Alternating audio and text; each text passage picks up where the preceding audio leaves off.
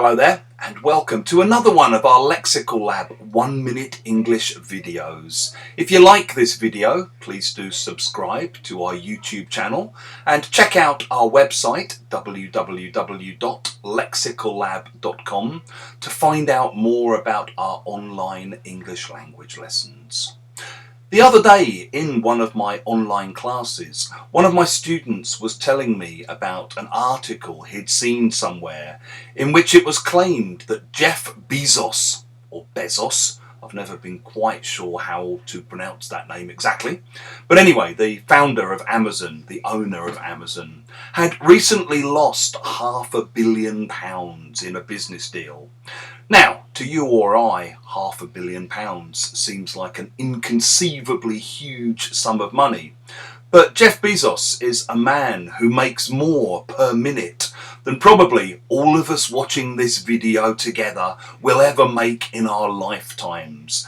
His wealth has just gone through the roof during lockdown, as we've all been spending more and more time online and shopping online. So, when I heard this story, my immediate response was, "Oh, poor Jeff, my heart bleeds for him, it really does." Still, I'm sure he'll survive.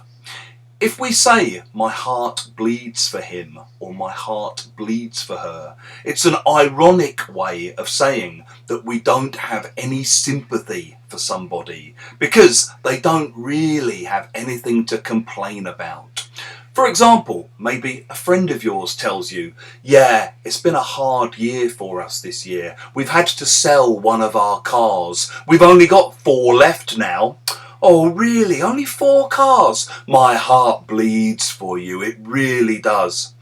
She was complaining the other day that next summer they're only going to be able to spend 1 month in the south of France instead of 2. "Oh really, only 1 month in the south of France, poor thing. My heart bleeds for them, it really does." If you have liked this video, please click the like button below, share it with your friends, and in the comment section below, we'd love to hear examples of when you think you might use "my heart bleeds for" you, him,